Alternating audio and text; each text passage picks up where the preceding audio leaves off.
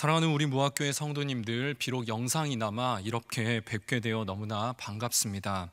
성도님들이 없이 예배드린다는 것 정말 상상도 할 수 없던 일이었는데, 이렇게 빈 예배당에서 말씀을 전하면서 우리 성도님들 한 분 한 분이 얼마나 귀한가 하는 것을 절실히 느끼게 됩니다. 요즘에 주말 예능 프로그램 중에 놀면 뭐하니라는 프로그램이 있어요. 최근에 여기서 방구석 콘서트라고 하는 프로그램을 3주에 걸쳐서 방영 중에 있습니다. 이 코로나19로 인해 많은 공연들이 취소가 되면서 문화예술계가 위축이 되고 있고, 또 사람들이 집 밖으로 나가질 못하다 보니까 많은 사람들이 우울감을 호소하기도 합니다. 그래서 온라인으로 콘서트를 진행해서 문화예술계에 활력을 불어넣자, 그리고 또 집에만 있는 사람들에게 또 위로를 전하고 또 용기를 전해주자, 그런 의도로 제작된 프로그램입니다. 어떻게 보면 지금 우리가 드리는 이 예배도 방구석 예배, 이렇게 말을 할 수 있을 것 같아요. 비록 우리가 예배 현장에 모여 있지는 않지만 온라인으로 드리는 이 예배를 통해서 하나님의 말씀이 여러분들의 삶의 자리에 깊숙이 침투하고, 이 말씀을 통해서 위로와 용기를 충만하게 얻게 되시기를 축원합니다. 오늘 설교 제목이 공감하시네입니다. 이 공감과 관련해서 이야기 하나를 들려드리려고 합니다. 이기주 작가가 쓴 언어의 온도라는 책에 있는 일화입니다. 이 책을 쓴 작가는 언젠가 2호선 홍대 입구역에서 지하철에 탑승을 하였습니다. 그리고 맞은편 좌석에 할머니와 손자가 앉아 있는 것을 보게 되었어요. 그런데 가만히 보니까 이 손자의 안색이 영 좋지 않은 겁니다. 또 할머니의 손에는 약봉지가 들려 있었습니다. 아마도 할머니가 손자를 데리고 병원에 다녀오는 길이었던 것 같아요. 할머니는 손자의 이마에 손을 대시면서 웃으시면서 이렇게 말씀을 하십니다. 아직 열이 있네. 저녁 먹고 약 먹자.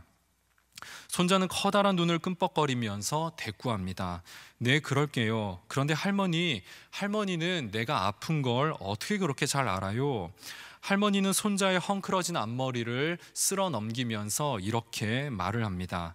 그게 말이지, 아픈 사람을 알아보는 건 더 아픈 사람이란다. 상처를 겪어본 사람은 상처를 입은 사람의 심정을 더 잘 이해하게 됩니다.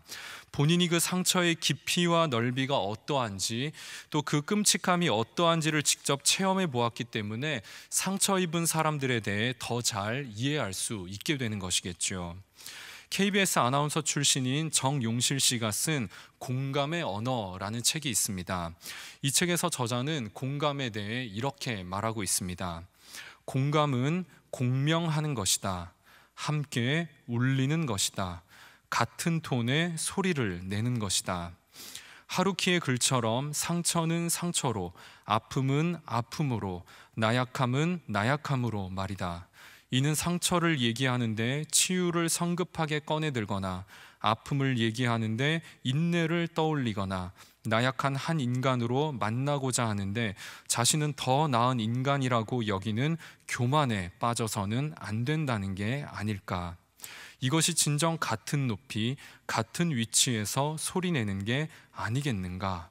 그렇다면 자연스레 서로 손을 맞잡게 될 테니 말이다. 이 공감은 같은 위치에 있지 않고서는 결코 알 수 없다라는 것입니다. 최근에 유행하는 말 중에 라떼는 말이야, 이런 말이 있습니다. 라떼는 말이야, 이랬어. 선배들이 후배들에게 하는 말을 재밌게 표현한 말입니다. 그런데 이 라떼는 말이야, 이 말이 아무리 좋은 의도로 말한다고 한들 그 말을 듣는 사람이 받아들일 준비가 전혀 되어 있지 못하거나 그 말에 전혀 공감을 하지 못한다면, 그 좋은 충고가 도리어 듣는 사람으로 하여금 마음을 닫게 만들거나 그 마음에 생채기를 내게 할 수도 있다라는 것입니다. 그래서 정말 힘든 사람에게 힘을 내, 이렇게 말하는 것은 위로를 주는 것이 아니라 도리어 강요가 될 수 있다는 것을 알아야 한다라는 것이겠죠. 그래서 공감이라고 하는 것, 그렇게 말처럼 쉬운 것은 아니다라는 겁니다. 그러나 한 번만 제대로 공감을 하게 되면 그 공감은 공명을 이루어내서 아름다운 소리를 만들어내고 모든 이들을 감화시킨다는 것입니다. 오늘 우리는 누가복음의 말씀을 통해서 공감에 대해 말씀을 함께 살펴보려고 합니다. 예수님께서는 어떻게 공감하셨는지, 예수님의 공감이 어떤 후속 사건을 만들어냈는지 함께 살펴보도록 하겠습니다. 예수님은 로마 백부장의 종을 고치신 이후에 이제 나인성을 향해 나아가십니다. 지도를 보시면은 이 나인이라는 지역은 갈릴리 아래에 위치해 있던 지역이었는데, 이 갈릴리 아래로 내려가면 나사렛이라는 동네가 나옵니다. 그리고 이 나사렛에서 조금 더 아래로 내려가면 나인이라는 도시가 나오게 되죠. 예수님은 갈릴리 호수를 중심으로 사역을 하시다가 갈릴리에서는 변두리라고 말할 수 있는 나인이라는 성을 향해 나아가셨던 겁니다. 그리고 이 나인은요, 사람이 그리 많이 살지 않던 작은 도시에 불과했습니다. 예수님이 나인성에 당도하셨을 때 때마침 장례 행렬이 성문 밖으로 나오고 있는 것을 보게 되었습니다. 과부의 외아들이 죽게 되었는데, 죽은 청년의 어머니를 비롯해서 동네 많은 사람들이 청년의 죽음을 애도하면서 매장지로 가고 있었던 중이었어요. 그런데 그때 예수님이 이 장례 행렬과 마주하게 된 것이었습니다. 예수님께서는 깊은 슬픔에 잠긴 과부를 보시면서 매우 안타까워하시며 위로의 말을 건네십니다. 울지 말아라. 그런데 이 예수님의 위로가 그냥 형식적인 인사말이 아니더라는 것입니다. 우리 13절의 말씀을 같이 한번 읽어봅니다. 주께서 과부를 보시고 불쌍히 여기사 울지 말라 하시고, 예수님께서는 과부를 보시면서 불쌍히 여기셨다라고 말씀하고 있습니다. 그런데 여기서 불쌍히 여기다, 이 말은요, 원어적인 의미를 살펴보면 그냥 조금 안타까워하는 정도의 그 정도의 감정이 아니었다라는 것을 알게 됩니다. 이 불쌍히 여기다라는 말은 헬라어로는 에스플랑크 니스테라는 헬라어 단어를 사용하고 있습니다. 이 에스플랑크 니스테라는 이 단어의 원형은요, 스플랑크 니조마이입니다. 이 스플랑크 니조마이라는 단어는 창자가 뒤틀릴 정도로 안타까워하다, 그의 마음이 동정으로 흔들렸다라는 의미를 가지고 있는 단어입니다. 이제 이 단어를요, NLT나 킹 제임스 버전, 이 영어 성경으로 살펴보면은 compassion으로 번역을 해놓고 있는 것을 보게 됩니다. 이 compassion은 합성어이죠. com, 함께라는 뜻이고, passion, 고난이라는 뜻입니다. 상대방의 고난에 동참하다라는 뜻을 가지고 있는 단어가 compassion입니다. 이 스플랑크 니조마이라는 단어는 상대방의 아픔에 내가 완전히 전염이 되고, 내가 그 아픔에 함께 동참하고, 그 사람의 아픔 때문에 내가 심하게 가슴앓이를 하는 것, 이것을 스플랑크 니조마이라고 말한다는 것입니다. 실제로 이 과부는요, 매우 어려운 형편 가운데 있었습니다. 고대 사회에서 과부가 여자 홀몸으로 살아가기란 녹록지가 않았습니다. 고대 사회에서 여자는요, 경제력이 거의 없었고 주로 남편에게 경제력을 의지하며 살아갔습니다. 그런데 만약에 이 결혼한 여자가 혼자가 되었다라고 한다면 이 여자는 다른 사람의 밭에 가서 밀 이삭을 주워 먹으며 살아야 했거나 아니면 창녀가 되어서 생계를 유지하는 경우가 많았다라고 합니다. 고대 사회에서 과부가 경제력을 유지하며 살기란 그리 쉽지 않았다라는 것이죠. 그렇기 때문에 이 여자에게는요, 하나밖에 없는 아들이 유일한 희망이었을 것입니다. 여자는 아들 하나만 바라보면서 아들을 애지중지 키웠을 것이고, 아들은 이제 장성해서 청년이 된 후에는 가장의 역할을 대신해서 이 가정의 생계를 책임져 나갔을 것입니다. 어머니는 비록 평생을 고생하며 살아왔지만 이 아들이 위로가 되었고, 아들이 늘 든든한 버팀목이 되었을 거라는 것이죠. 그런데 그 든든한 아들이 갑작스럽게 죽게 되었으니 이 어머니가 얼마나 억장이 무너졌겠습니까? 이렇게 안타까운 사연을 가진 과부를 바라보면서 예수님은 심하게 가슴앓이를 했다라는 겁니다. 그런데 지금 예수님을 안타까워했던 것은 아니었습니다. 12절을 보시면 그 성에 많은 사람도 그와 함께 나오거늘, 마을 주민들이 다 함께 나와서 이 청년의 죽음을 애도하고 있습니다. 그리고 또 11절을 보시면은 제자와 많은 무리가 동행하더니, 예수님을 따르던 제자들과 많은 무리들도 함께 지금 이 자리에 나와 있습니다. 지금 이 장례식에는요, 많은 인파가 몰려들었다는 거예요. 그런데 이 많은 사람들이 청년의 죽음을 슬퍼하며 애도하고 있지만 완전하게 공감하면서 애통해 하시는 분은 예수님 한 분밖에 없더라는 것입니다. 여러분 한번 생각을 한번 해보세요. 장례식장에 와서 슬퍼하지 않는 사람이 어디에 있겠습니까? 장례식장을 찾는 사람들은 대부분 고인과 관련된 사람들입니다. 죽은 이를 애도하고 추모하고 남겨진 가족들을 위로하고 함께 슬픔을 나누기 위해 장례식장을 찾게 됩니다.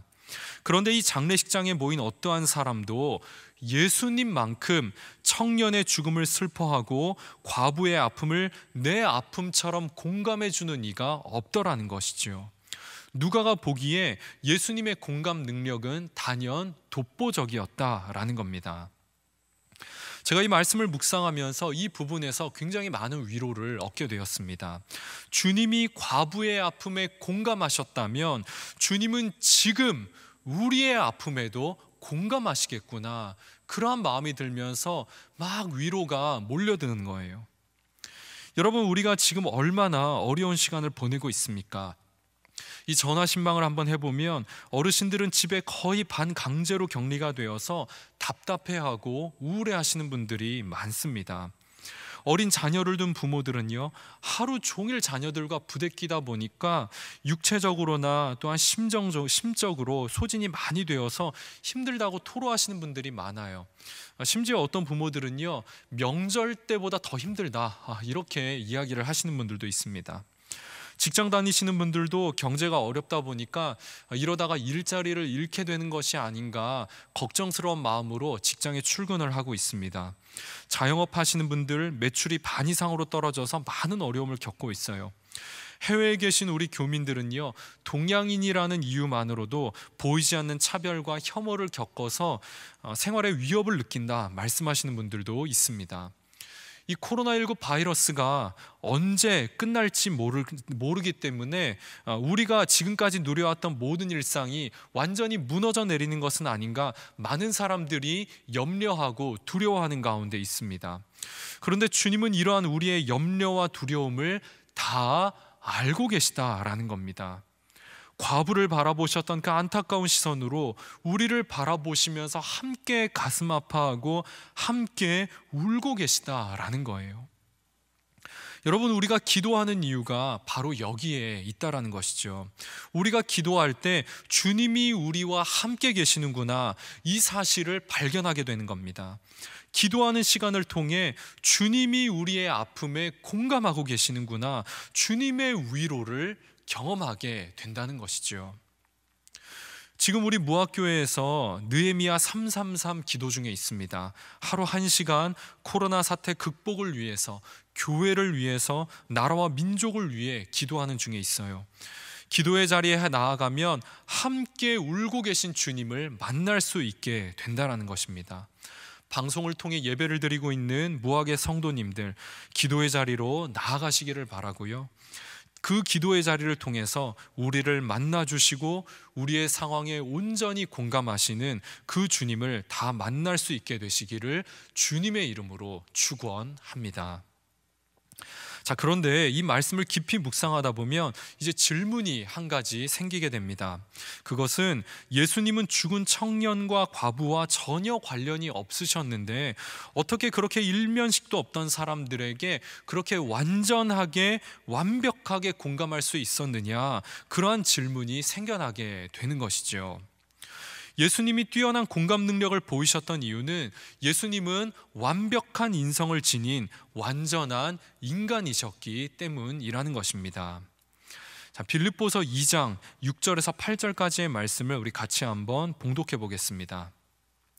그는 근본 하나님의 본체시나 하나님과 동등됨을 취할 것으로 여기지 아니하시고 오히려 자기를 비워 종의 형체를 가지사 사람들과 같이 되셨고 사람의 모양으로 나타나사 자기를 낮추시고 죽기까지 복종하셨으니 곧 십자가에 죽으심이라. 아멘.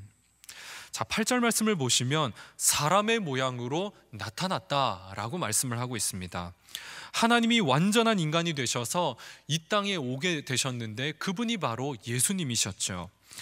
이 예수님은 완전한 인간이셨기 때문에 인간에 대해 완전하게 공감하실 수 있었다는 것입니다. 여러분, 아무리 친한 친구라도요, 함부로 빚 보증을 서주거나 빚을 대신 갚아주는 일은 거의 없습니다. 친한 친구일수록 더욱 빚 보증은 해주어서는 안 되는 일이고요, 빚을 대신 갚아주는 일도 재정적인 여유가 있다 하더라도 쉽게 하기 힘든 일이라는 것이죠. 그런데 예수님은 그 힘든 일을 하셨다는 거예요. 예수님은 인간의 모습으로 이 땅에 오셔서 인간의 모든 죄의 빚을 대신 갚아주셨다라는 겁니다. 어떻게 이런 일이 가능할까? 예수님은 완벽한 인성을 갖춘 완벽한 인간이 되셨기 때문에 인간의 모든 문제에 대해 완벽하게 공감하셨다는 것입니다. 공감과 관련된 책을 찾아서 읽다가 프란스 드바리 쓴 공감의 시대라는 책을 읽게 되었습니다. 이 책의 핵심 내용은 인류는 오래전부터 공감 능력을 가지고 있었다라고 말하고 있습니다.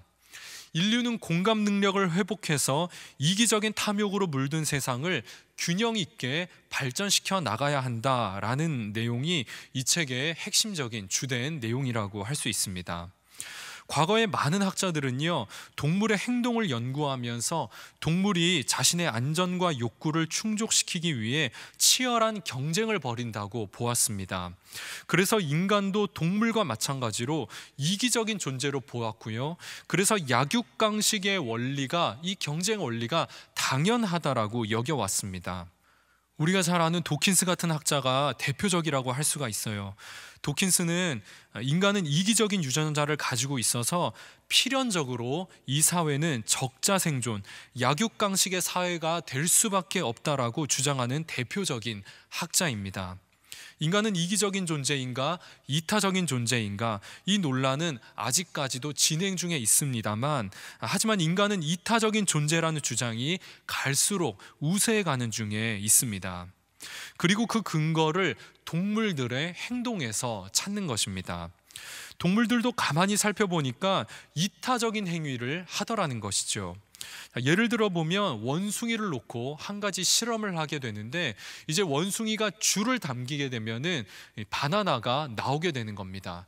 그런데 이 줄을 당기면은요, 바나나가 나옴과 동시에 또 다른 데 있는 다른 동료 원숭이에게 충격이 가해지는 거예요.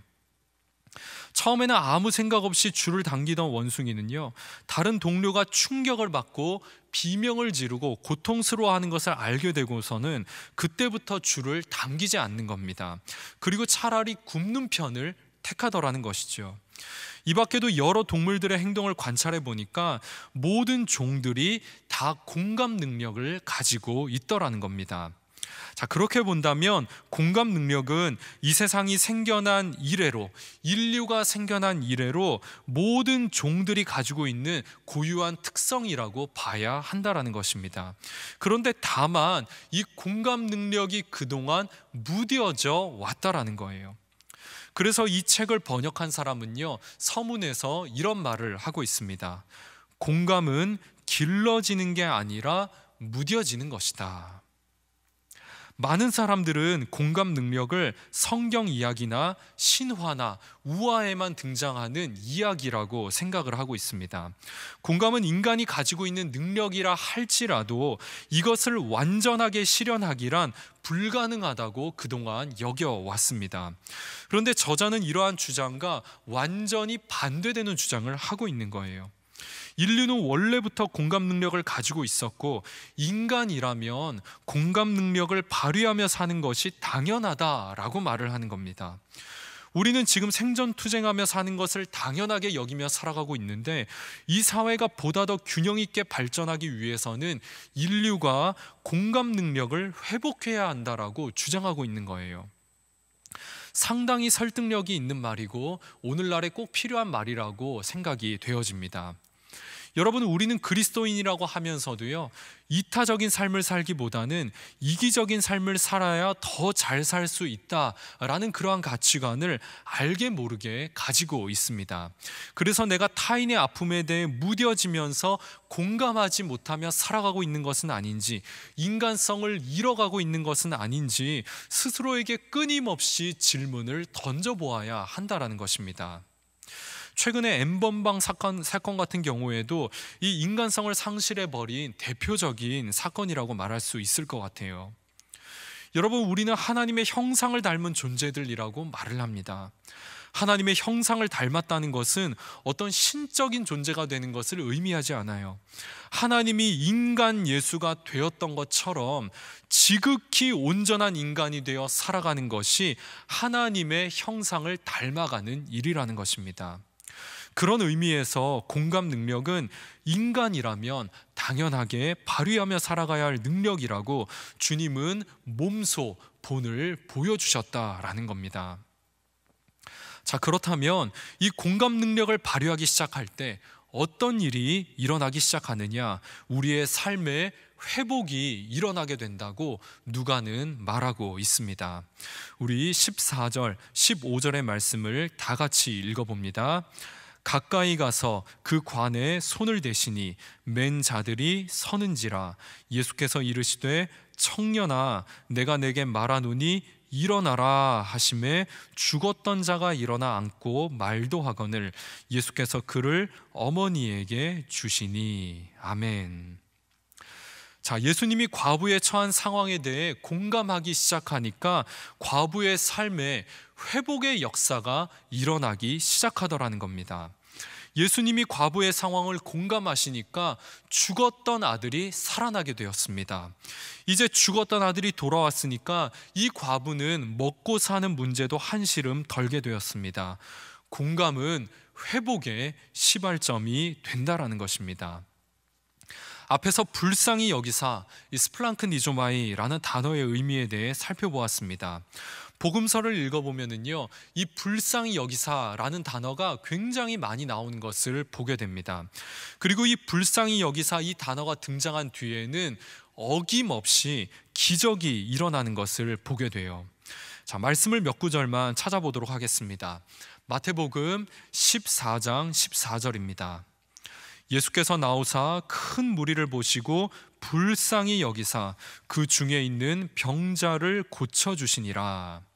예수님이 불쌍히 여기시자 병자들을 고치는 기적이 일어나게 되더라는 것입니다.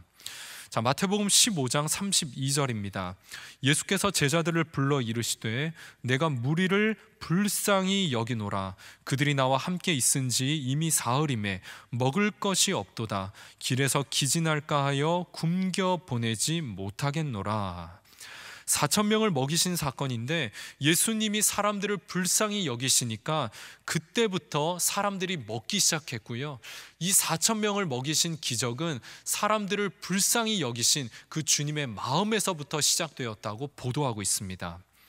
자, 마태복음 20장 34절입니다. 예수께서 불쌍히 여기사 그들의 눈을 만지시니 곧 보게 되어 그들이 예수를 따르니라. 두 맹인을 고쳐주신 사건이죠. 역시나 예수님이 불쌍히 여기시니까 눈을 뜨게 되는 기적이 일어나게 됩니다. 마가복음 1장 41절입니다.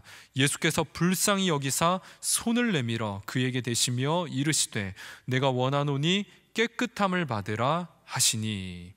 손을 대서 나병 환자를 고치신 사건입니다. 자, 마지막으로 요한복음 11장 33절입니다. 예수께서 그가 우는 것과 또 함께 온 유대인들이 우는 것을 보시고 심령의 비통히 여기시고 불쌍히 여기사. 우리가 잘 알고 있는 죽은 나사로를 살리신 사건입니다. 예수님이 불쌍히 여기신 뒤에는 어김없이 기적이 일어났다는 거예요. 기적이 일어나기 위한 선행 조건이 하나가 있는데 그것은 상대방을 불쌍히 여기는 마음이라는 것입니다. 상대방에 대해 공감하기 시작할 때 그때부터 기적이 일어나기 시작한다고 성경은 말씀하고 있습니다. 여러분, 우리는 이미 일상에서 매 순간 기적을 경험하며 살아가고 있습니다. 아기가 배가 고프다고 울면은요, 부모는 그 즉시로 아기의 울음에 화답해서 젖을 물려줍니다.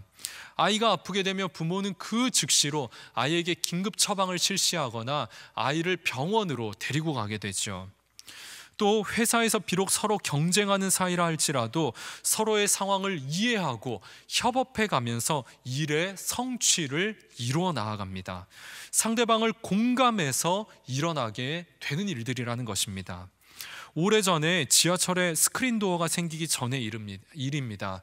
승객 한 명이 이 틈새에 발이 빠지게 되었습니다.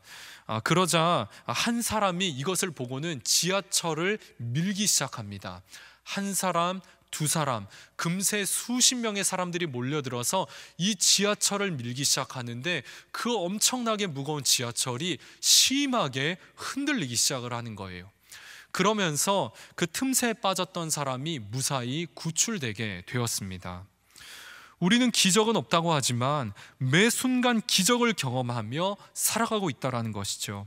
타인에 대한 관심과 사랑, 공감 능력이 큰 사랑의 띠를 이루어서 우리의 삶에 매 순간 기적을 이루어가고 있다는 것입니다. 코로나19 사태 이후로 우리는 매일 기적을 눈으로 보면서 살아가고 있습니다. 우리나라는 지금 다른 나라에 비해서 확진자 수도 적은 편이고요, 비교적 낮은 치사율을 보이고 있습니다. 그 이유는 모든 시민들이 이 사태에 대해 공감하고 마음을 모으고 있기 때문이라는 것이죠. 한때 확진자 수가 갑작스럽게 증가하자 많은 사람들이 의료봉사에 동참을 했습니다. 그리고 자신이 가진 재능을 아낌없이 나누었어요. 마스크가 부족하다고 하니까 저마다 자신의 마스크를 취약계층을 위해 아낌없이 나누는 일에 자신의 마스크를 아끼지 않았습니다. 나이가 많은 어떤 할머니는요, 마스크가 부족하다고 하니까 마스크 살 돈은 없고 집에서 직접 남은 천을 가지고 이 바느질을 하면서 마스크를 만들었습니다. 그리고 공무원에게 가서 이 마스크를 주고는 이름도 없이 사라져 버렸어요. 식당들은 갑작스럽게 영업이 정지되면서 식자재가 남는 상황이 되자 이 SNS를 통해서 식당들의 식자재를 가정에서 사가는 운동을 펼치기 시작을 합니다.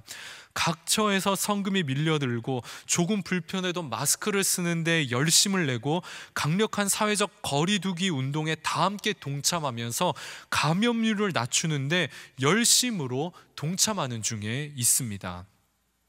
해외에 계신 많은 분들이 이야기를 합니다. 한국 사람들은 한국에만 있으니까 한국의 문제점들이 크게 보일지 모르겠지만 해외에 나와 있어 보니까 한국이 얼마나 좋은 나라인지 모르겠다고 말을 해요. 한국은 지금 상당히 대처를 잘하고 있고 가장 안전한 나라가 한국이라고 이구동성으로 말들을 합니다. 여러분, 어떻게 이런 일들이 가능합니까? 어떤 한 사람의 능력으로 이루어지는 것이 아니라는 거예요. 모든 시민들이 이 사태에 대해 함께 공감하고 함께 동참하면서 이루어낸 일이라는 것입니다. 코로나 사태가 있기 전까지 많은 사람들은 한국 사회가 지나친 경쟁 사회가 되어서 인간성을 잃어가고 있다고 안타까워하고는 했었습니다. 그런데 이번에 이렇게 큰 사태를 겪으면서 그래도 아직은 우리 사회가 희망이 있다는 것을 보게 된 것이 얼마나 감사한지 모르겠습니다. 비록 공감 능력이 결여된 듯한 목소리와 행동들이 종종 나타나서 우리의 마음을 아프게 하기도 하지만 그래도 지금 우리나라는 그 어떤 나라보다도 탁월한 공감 능력으로 코로나19와 맞서서 잘 싸우고 있다고 격려하고 싶습니다. 공감은 코로나19를 막아내는 최선의 방역이자 이 사회를 구원하는 능력이 될 거라고 믿습니다. 예수님이 보여주셨던 공감 넘치는 행보도 단순히 한 사람만을 구원하기 위한 걸음이 아니었습니다. 예수님이 과부의 아들을 살려내셨던 이유는요, 공감 능력이 결여되어 있었던 그 유대 사회를 향해 메시지를 던지시기 위해서였습니다. 당시의 유대인들은 병들고 가난한 것을 하나님께 저주받고 버림받은 것으로 이해를 했습니다. 그리고 부유해지는 것이 하나님이 주시는 축복이라 여겼어요. 그런데 이 예수님은요, 유대인들이 가지고 있던 생각과는 반대되는 행보를 보여주셨다라는 겁니다. 예수님은 정치, 종교, 사회, 경제의 중심지였던 예루살렘과는 정반대의 위치에 있었던 갈릴리에서 주로 사역을 행하셨고요. 그리고 그나마도 갈릴리에서 변두리에 위치한 작은 소도시를 향해 나아가시는 겁니다. 그리고 이 나인이라는 작은 도시에서 가장 가난하고 소외된 과부의 가정을 만나시죠.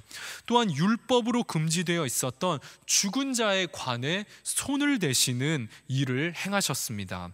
예수님에게는 사회적 관습보다 율법보다도 더 중요한 가치가 있었다라는 거예요. 그것은 생명을 살리는 일이었습니다. 예수님의 생명 살림의 사역은 기계적인 사명감에서 비롯된 것이 아니라 생명을 극진히 사랑하시는 주님의 안타까운 마음과 공감 능력에서 비롯된 것이었다고 누가는 말하고 있다는 것입니다. 제가 이 말씀을 준비하면서 한 주간 많이 들었던 찬양이 있습니다. Will Love의 공감하시네 라는 찬양입니다. 오늘 이 설교 제목도요, 이 찬양의 제목에서 가져왔습니다. 이 찬양의 가사가 마음에 굉장히 많이 와 닿습니다. 주님이 우리의 아픈 마음을 아시네. 가까이서 우리의 아픔에 공감하시네. 우리 가운데 찾아오셨던 그 주님이 우리의 모든 상황에 공감하시네. 한 주간 설교를 준비하면서 이 찬양을 얼마나 많이 반복해서 들었는지 모릅니다. 듣고 또 들으면서 제 마음이 녹아내리고 눈물이 나는 것을 경험을 했어요. 나 역시도 누군가의 사랑과 공감에 목말라 있구나 하는 것을 많이 느끼게 되었습니다. 이 Will Love라는 팀은요, 장신대 신학생들이 주축이 되어 결성이 된 팀인데, 공감하시네 이 찬양이 유튜브에서 많은 관심을 받게 되면서 이름을 알리게 되었습니다. 이 유튜브에 들어가 보시면은요, 조회수가 무려 150만에 육박하는 것을 보게 됩니다. 여러분, 기독교 컨텐츠가요 이렇게 많은 100만이 넘게 본다는 것은요 흔한 일이 아닙니다. 이 현상은 당신은 사랑받기 위해 태어난 사람, 이 찬양이 일반 시민들한테까지 인기를 얻었던 그때 상황을 떠오르게 해요. 공감하시네 이 찬양이 이렇게 많은 인기를 얻게 된 것, 어쩌면 이 사회가 그만큼 공감이 결여된 사회라는 것을 반증하는 것은 아닌가 싶기도 합니다. 치열한 경쟁 사회에 쫓겨 살면서 타인에 대한 관심과 배려, 공감이 결여된 사회를 살아가면서 사람들이 얼마나 사랑에 목말라 하는지, 누군가의 관심과 배려에 얼마나 심한 갈증을 느끼고 있는지 이 찬양이 대변해 주고 있는 것 같습니다. 말씀을 맺습니다.